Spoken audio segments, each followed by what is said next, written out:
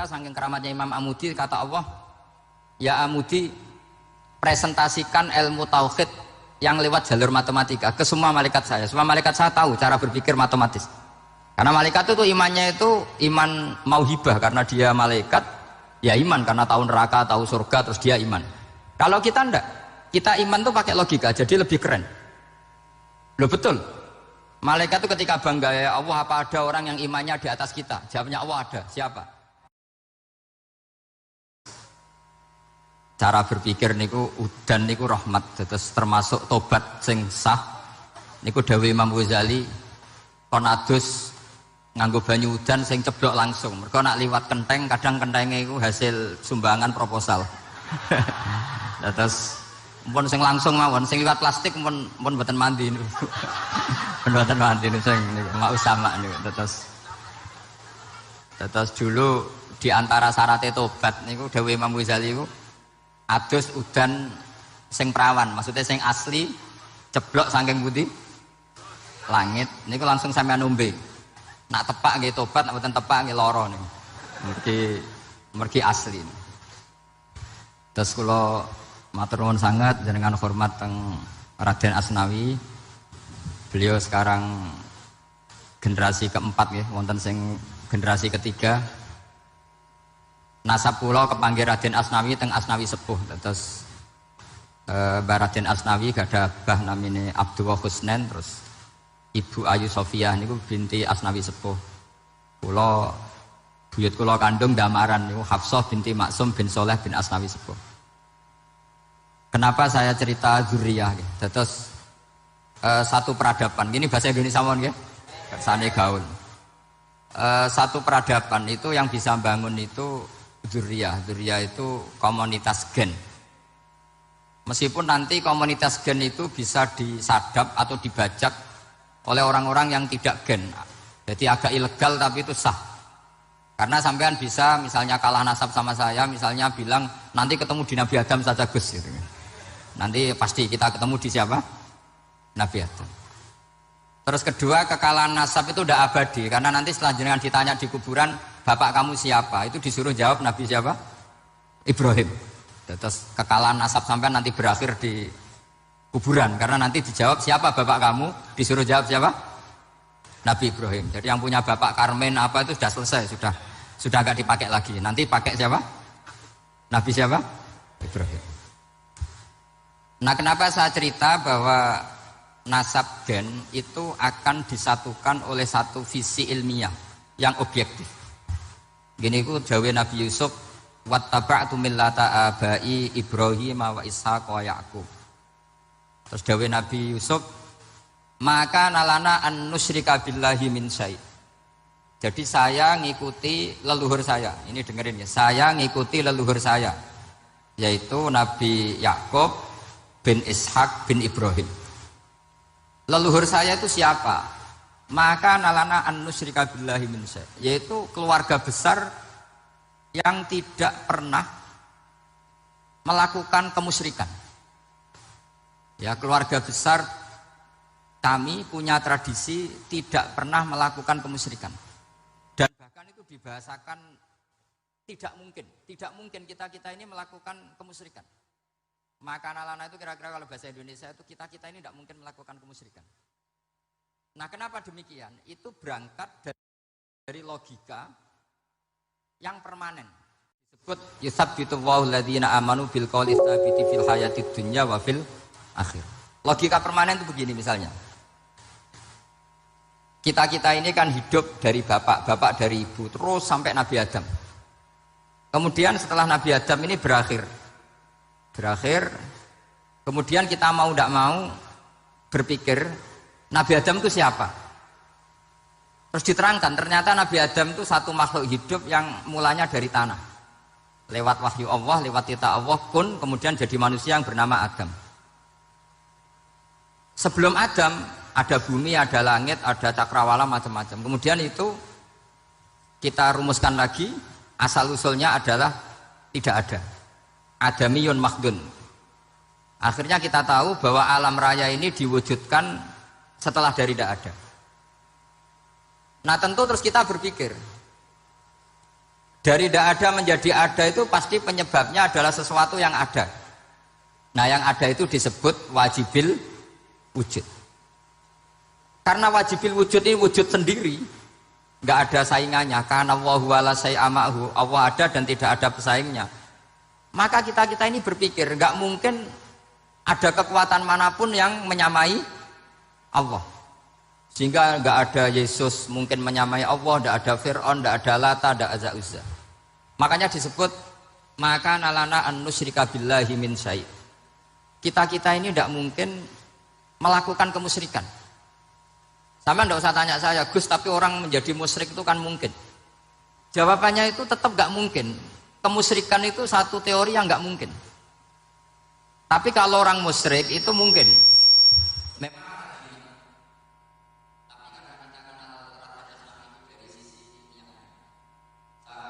Kitab beliau, mungkin saya termasuk pernah cucu yang membawa kitab beliau banyak ke Korea. Saya itu beli pesolatan tuh bukan 1 2 sampai 2 kerdus 3 kerdus.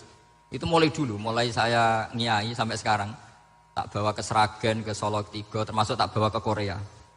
Jadi mungkin ya ini GR saya ngaji di sini itu barokahnya jualan pesolatan.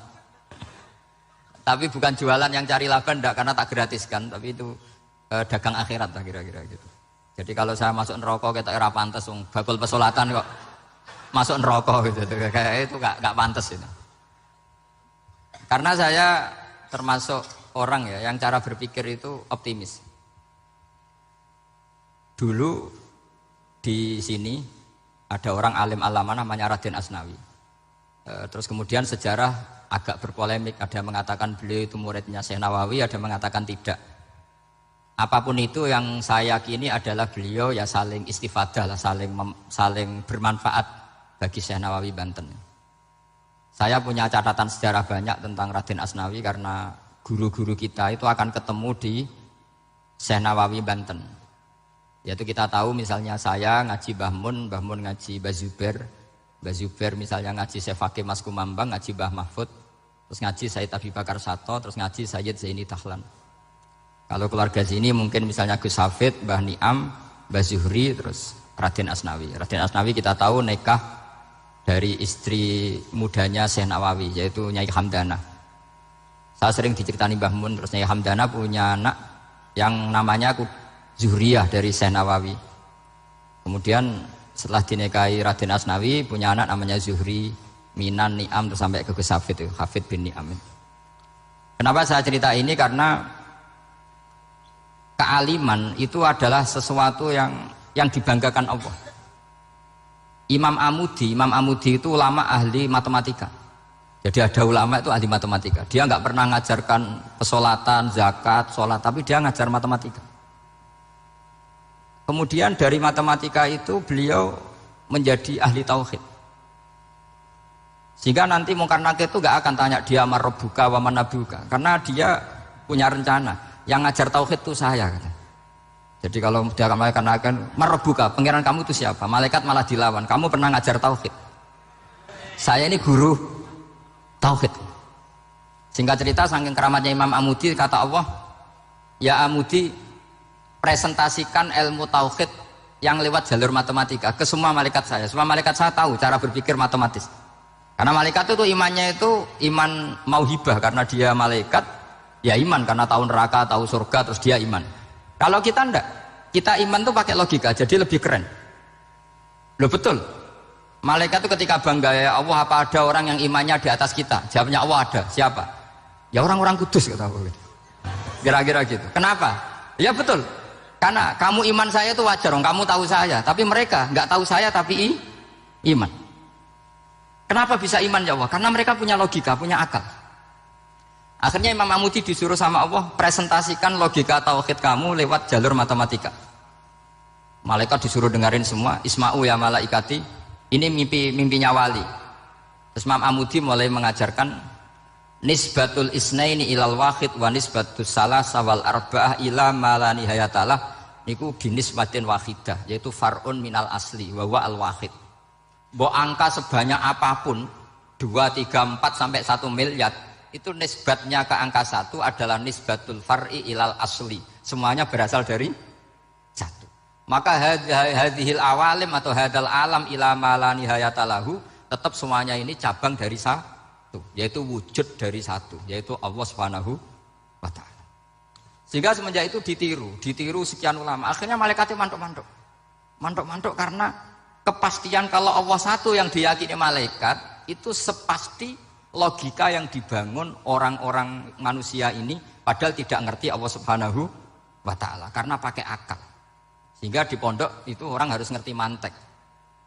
Orang mantek itu ilmu yang jelimet tapi menyenangkan. Biasanya sing sinau ambek rokokan, sawangannya kayak filosof. Jadi paling gak agak paham dia alasan. Sementing nikmati rokok, tapi pikir nikmati pemikirannya, ternyata nikmati rokok. Kayak kemarin saya datang ke resepsinya Gus Agil. Saya itu tertawa terus karena dengerin Habib Mutahar. Saya membaca bahayanya rokok. Setelah tahu bahayanya saya berhenti membaca. Tak pikir itu kan setelah tahu bahayanya saya berhenti merokok. Ternyata enggak. Saya baca bahayanya apa? Merokok. Setelah saya baca, maka saya berhenti membaca. Gitu. Bukan berhenti merokok. Itu ilmu kelas tinggi seperti itu harus mantap. Pernah beliau ditegur dokter, Beb, kalau rokok terus nanti mati. Tenang saja, saya masih bawa korek.